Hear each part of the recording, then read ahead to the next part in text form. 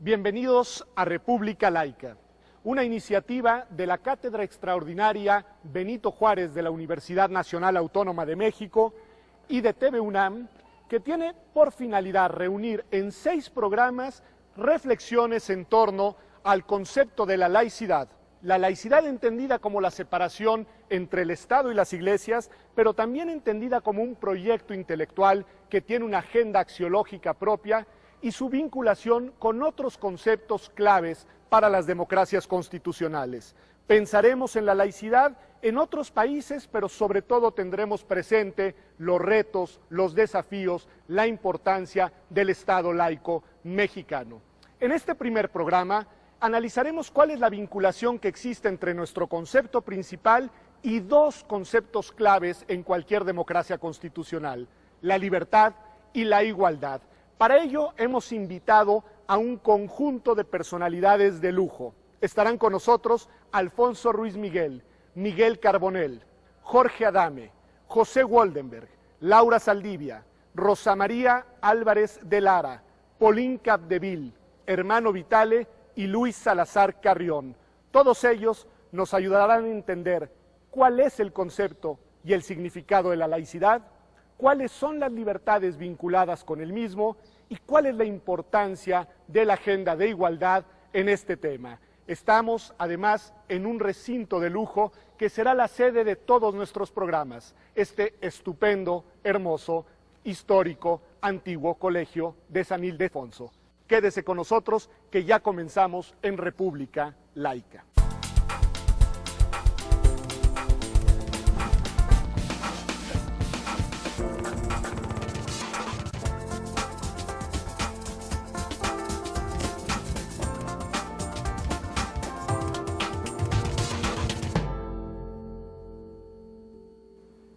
Ya desde el siglo XVII, el pensador inglés John Locke, el padre del liberalismo moderno, advertía la necesidad de separar al poder religioso del poder político, a separar el Estado de las iglesias, la esfera del poder de la esfera de lo religioso. La razón de fondo tenía que ver con la necesidad de garantizar un amplio margen de libertades para todas las personas. Esto partiendo de un supuesto de hecho, de algo que se podía verificar en la práctica, y que es que en la realidad existe una pluralidad de convicciones, una pluralidad de creencias que deben convivir entre ellas. Esas libertades que la laicidad pretende garantizar son un conjunto amplio de potestades que tienen una vinculación directa con la autonomía de las personas y que se traducen en la libertad de expresión, en la libertad de pensamiento, pero sobre todo en una libertad que es particularmente compleja y delicada: la libertad religiosa. Entender en qué consiste y cuál es su vinculación con un conjunto de libertades más amplias, como la libertad de convicciones éticas y la libertad de conciencia, es una excelente puerta de entrada para entender la vinculación entre la laicidad y la libertad. Veamos qué nos dicen Alfonso Ruiz Miguel y Paulín Capdeville sobre este concepto y sobre su significado.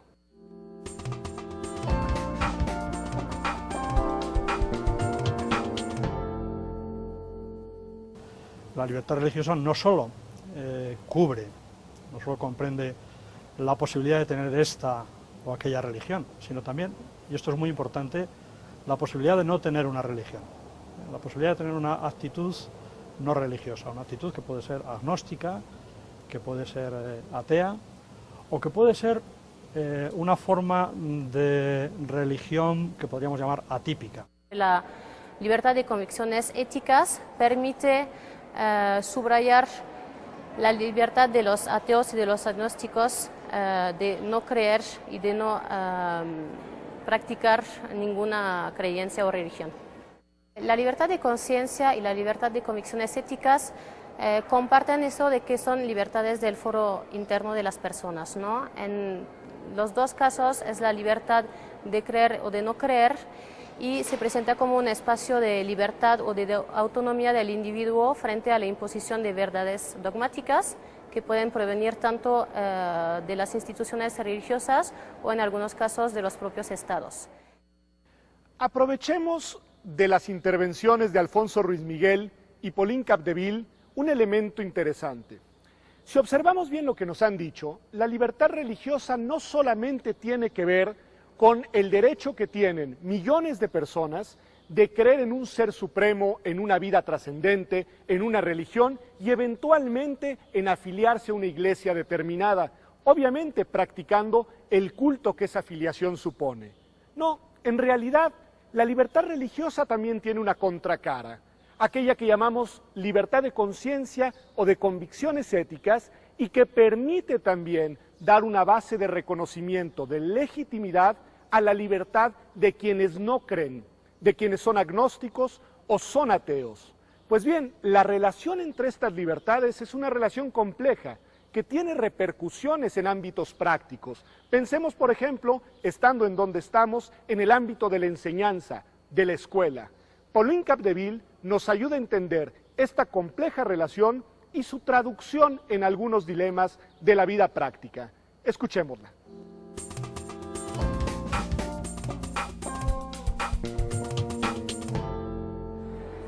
Podemos definir básicamente la libertad religiosa como la libertad del ser humano de vincularse libremente con lo sagrado, ¿no?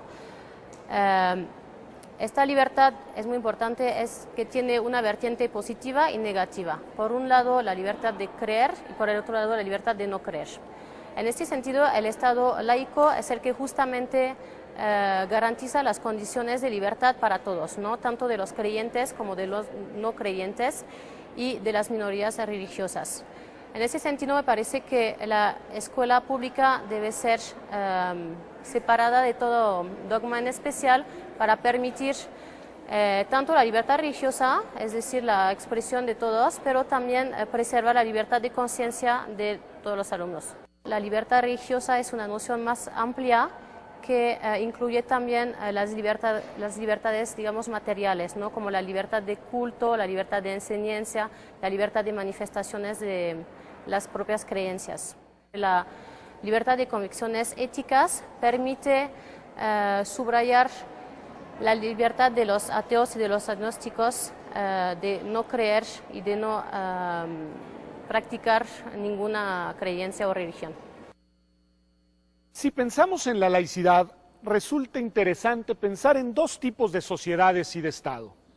Aquellas en las que existe una iglesia dominante, hegemónica, históricamente afianzada y políticamente presente, y aquellas otras sociedades en las cuales existe sobre todo una pluralidad de religiones, una pluralidad de creencias, una pluralidad de iglesias. Bueno, en ambos casos, la laicidad vinculada con las libertades tiene enorme sentido. En el primero, porque la separación entre la Iglesia y el Estado, entre esa Iglesia dominante y la autoridad política, constituye prácticamente la condición de existencia de este último. Y en las sociedades en las cuales la pluralidad religiosa está presente, porque la separación constituye la condición de posibilidad de la existencia, de la recreación y de la convivencia de esas religiones. Quizá la mejor manera de entender cuál es esta vinculación en estos dos modelos de sociedad entre la laicidad y las libertades es pensar qué sucedería en un Estado que tiene el arreglo contrario, en un Estado confesional o en un Estado autoritario. Para ello nos ayudan Beatriz Pajés y Jorge Adame.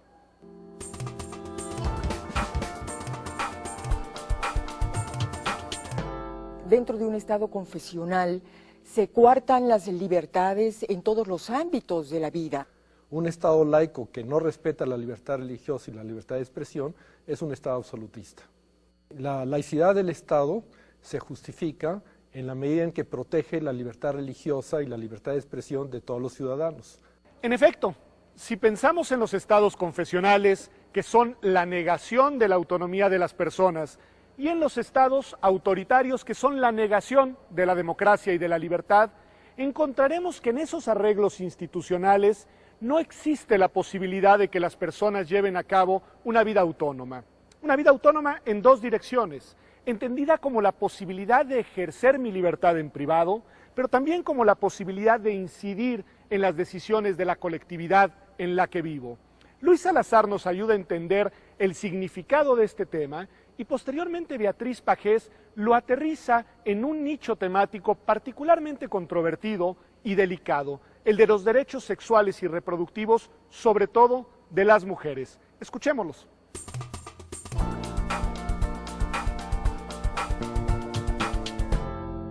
Siempre que se habla de libertad hay que tratar de distinguir entre lo que es la esfera de autonomía y de acción que no debe ser interferida por ningún poder, con la idea de libertad como poder de hacer algo.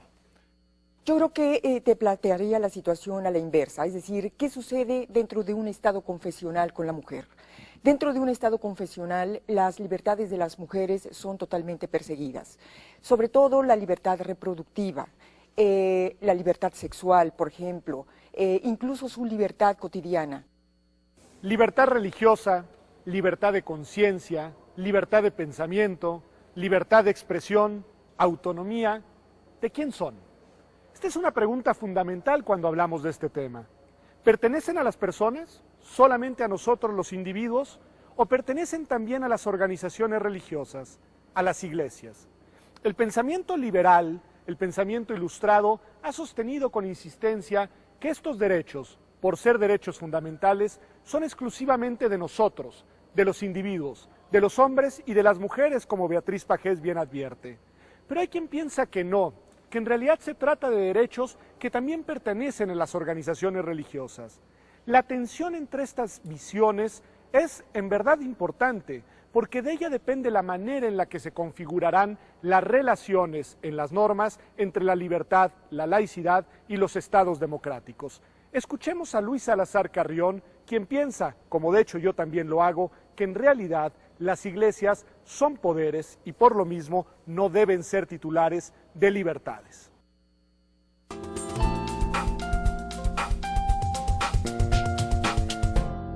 Justo porque necesitamos libertad religiosa, necesitamos determinar que esa libertad es la libertad de los individuos, no la libertad ni de la iglesia ni de ningún otro poder para modificar o deformar una educación propiamente laica e ilustrada.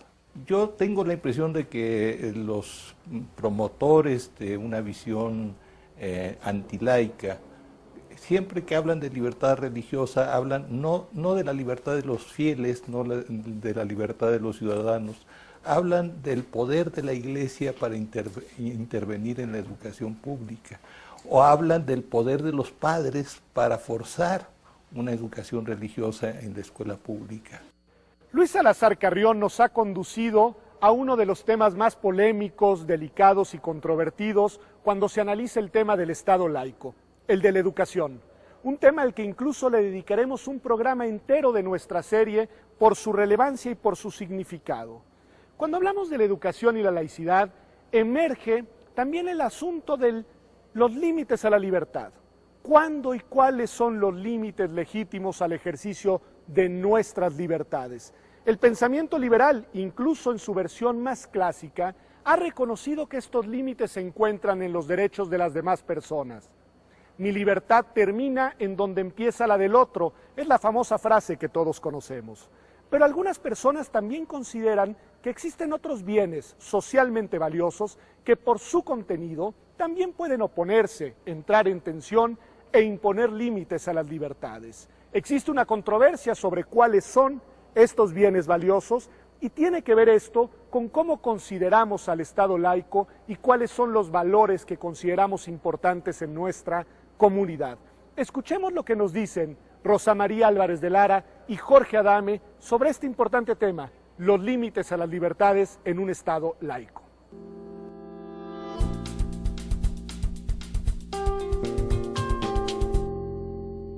El límite, como todos los derechos, creo que el límite de mi derecho termina donde empieza el derecho del otro. Todos los derechos humanos tienen sus límites, no hay un derecho humano absoluto. Los límites encausan esos derechos para que sean ejercidos en un sentido positivo para la persona y para el bien común.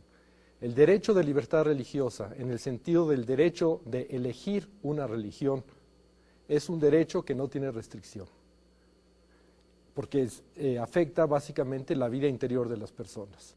Y estas restricciones son el orden público, la moral, la seguridad o la salud públicas, así como las libertades y derechos de terceros. Jorge Adame, como hemos visto, ha colocado en el centro de la ecuación la importancia de la libertad religiosa, una importancia que tiene que ver con el ámbito privado y la libertad privada de cada uno de nosotros y que también, desde su punto de vista, debe de garantizarse en el ámbito de lo público. Pero hay quienes sostienen una concepción distinta, quizá fundada en una acepción más fuerte de la laicidad, y piensan que en realidad la libertad en materia religiosa también debe entenderse como una libertad ante la religión, como una libertad para no concebir ningún tipo de creencia religiosa y también para criticar abierta y públicamente las creencias, las religiones, la religiosidad.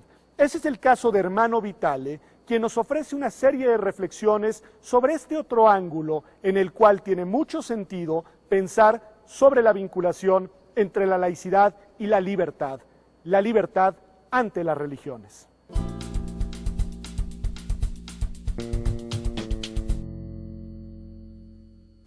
El Estado debería hacer de manera que los jóvenes, sobre todo los jóvenes, aprenderían lo que es religión, pero también lo que es la posibilidad de pensar en un mundo sin creencias religiosas. Yo creo que hay 3 niveles desde los cuales enfrentar el tema de la libertad frente a la religión. Es decir, desde el punto de vista en el nivel personal, yo creo que hay que empujar, como ya he dicho, el sentido crítico. Y bueno, desde el punto de vista social, al nivel de la sociedad, digamos, las creencias van puestas en entredicho. Es decir, toda creencia de mayoría de la población o de minoría de la población, de grupos étnicos, no solo de grupos religiosos, tienen que estar puesta en entredicho. ¿Qué mejor manera de entender el contraste de ideas que tiene sentido y que adquiere posibilidades dentro de la laicidad que escuchar los puntos de vista de Jorge Adame y Hermano Vitale? Después de todo, la laicidad se entiende así, como la posibilidad del disenso, como la posibilidad del debate, como la posibilidad de la convivencia de la pluralidad de ideas y de creencias. Miguel Carbonell nos explica cuál es el sentido de esta dimensión plural, de esta dimensión deliberativa en las democracias y cuál es su espacio dentro del contexto de la laicidad. Beatriz Pajés, por su parte, lleva el tema de nuevo al contraste entre los estados laicos y los estados confesionales. En su conjunto nos enseñan que las libertades, para ser verdaderas, para ser reales, para estar garantizadas, solo pueden ejercerse en un estado laico. Escuchémoslos.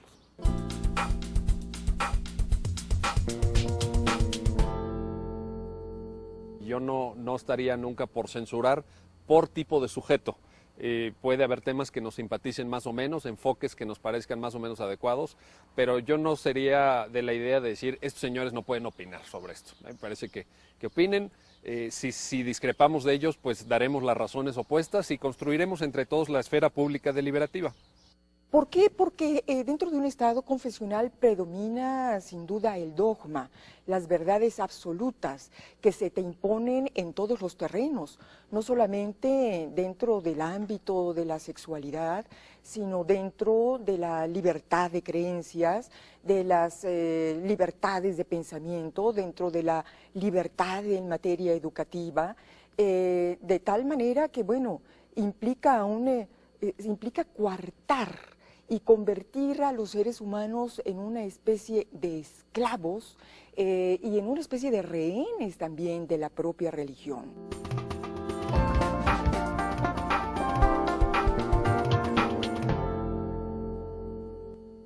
Hemos tenido oportunidad de ver en la primera parte de este programa de República Laica cuál es la estrecha, aunque también compleja relación que existe entre la laicidad y la agenda de libertades. Una relación compleja, robusta, importante, que nos indica que existe una vinculación profunda entre la agenda laica y los derechos fundamentales. Pues bien, esta relación también se presenta si miramos a la igualdad como valor, como principio, como aspiración fundamental.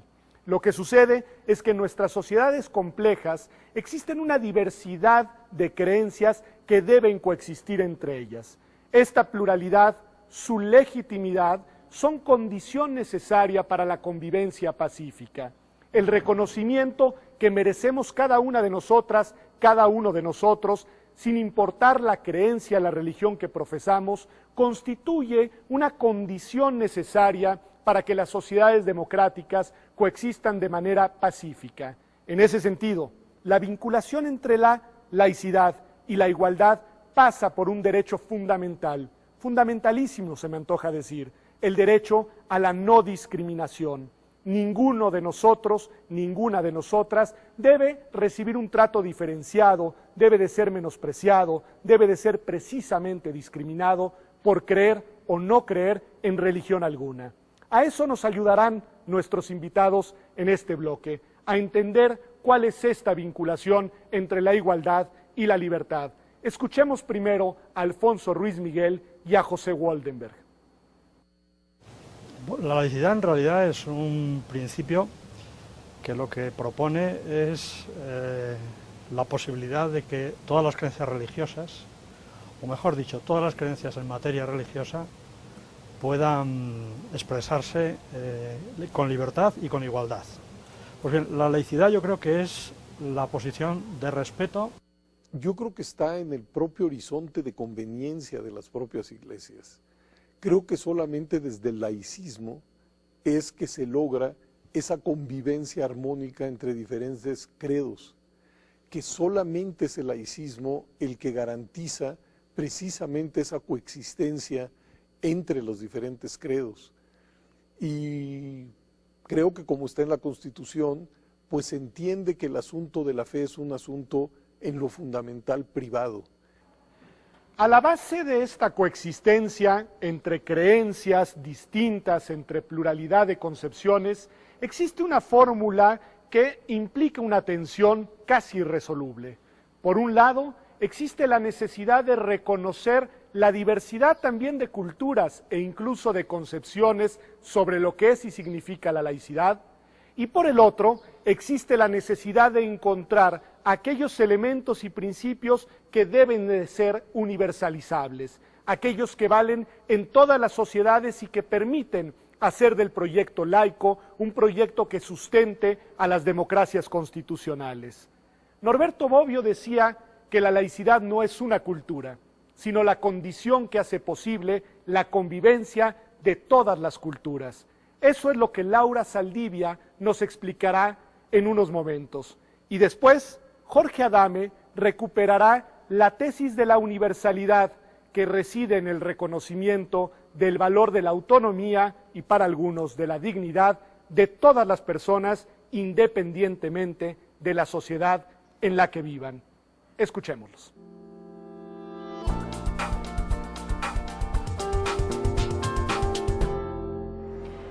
Bueno, en principio tal vez reformularía un poco la forma en la que está planteada la pregunta. Me da la impresión que la laicidad no necesariamente debe receptar una idea universal o de misma aplicación para todas las personas, sino que debe tener en cuenta las diferencias que existen entre las personas. Tal vez el gran desafío es pensar un modelo de laicidad que tenga en cuenta que las personas tienen identidades culturales muy diversas, entre ellas identidades religiosas muy diversas. Bien, lo que es un antídoto contra la discriminación es el reconocimiento de que todos los seres humanos tenemos la misma naturaleza racional y libre, independientemente de las diferencias que tengamos, incluso las diferencias de tipo religioso. Pero ¿cómo conjugar esta difícil relación tensa entre el particularismo y el universalismo? Me parece que la mejor manera de hacerlo es comprendiendo que el reconocimiento igualitario que presupone la laicidad y que vale en los estados democráticos no obscura las diferencias. Por el contrario, el reconocimiento de la igualdad en una sociedad democrática supone nuestro derecho a pensar, a creer, a expresar distinto. Es decir, se trata de una igualdad en la diferencia.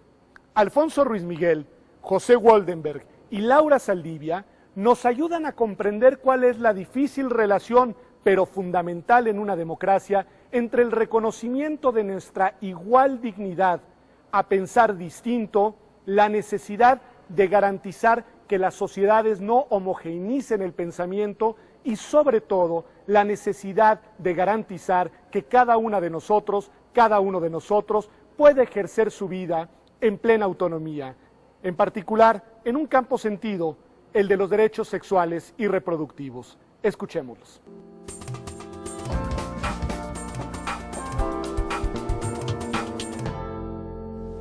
Para mí el Estado es una empresa, una institución que debe considerar por igual a todos los ciudadanos y por lo tanto debe considerar también por igual todas las creencias. Que la pretensión por homogeneizar una sociedad siempre acaba siendo una pretensión abusiva y persecutoria de quienes no son idénticos a nosotros.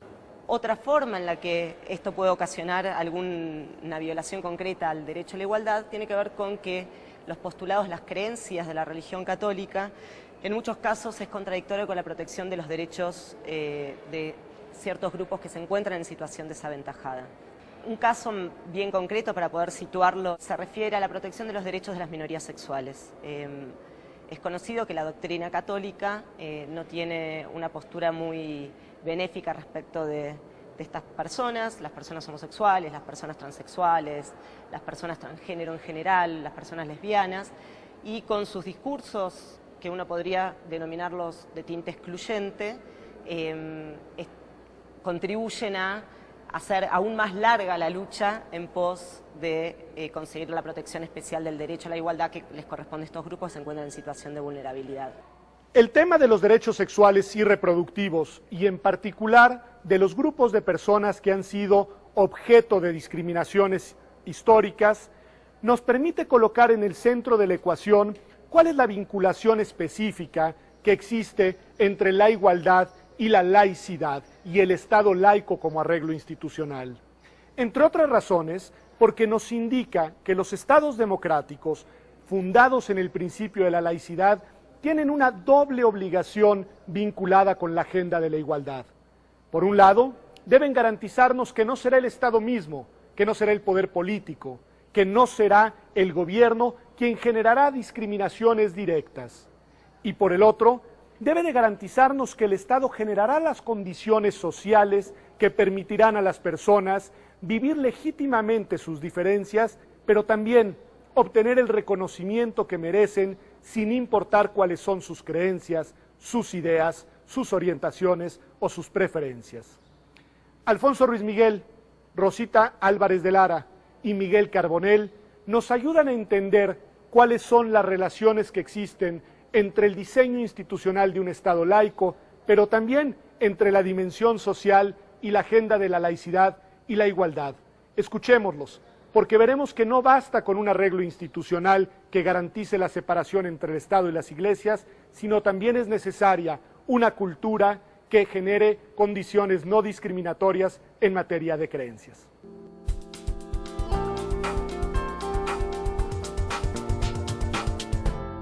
Cuando el Estado contribuye a pagar al clero de una determinada iglesia, como ocurre en España solo con la Iglesia Católica, por un lado está discriminando a otras creencias religiosas y por otro lado está haciendo algo que rompe el principio de neutralidad del que hablábamos. México tiene una larga tradición histórica de Estado laico, pero ya en la convivencia social hemos visto en entidades federativas una profunda intolerancia. Hemos visto incluso que se ha forzado a personas a salir de determinadas comunidades por no estar de acuerdo con cierta religión, o que se han incluso llegado a atacar escuelas públicas porque transmitían valores que no eran acordes con los de un determinado grupo social. Esto me parece terrible, porque precisamente a lo largo de la historia la religión ha sido una causa discriminatoria. Incluso en los orígenes del constitucionalismo mexicano había una religión oficial y quienes no participaban de ella eran objeto de un tratamiento jurídico diferenciado, normalmente negativo. Tan es así que nuestro artículo primero constitucional dice que no se puede discriminar por religión precisamente. La relevancia de la laicidad es justamente el respeto a que le debemos a las personas a que tengan la creencia que sea dentro de una gama de opciones amplia o que no tengan. Hemos llegado así a las conclusiones de este programa de República Laica sobre las vinculaciones entre la laicidad, la igualdad y la libertad. Les agradezco que me hayan acompañado y les comparto cuáles son las reflexiones finales con las que me quedo. La laicidad es un proyecto institucional, estatal, pero también es un proyecto cultural con una agenda axiológica propia. Constituye la base y el presupuesto que hace posible a la construcción de las democracias modernas. Y si, como decía Bobbio, la democracia, los derechos humanos y la paz son tres momentos de un mismo movimiento histórico, entonces la laicidad constituye un proyecto ineludible. Nos vemos en la próxima edición de República Laica.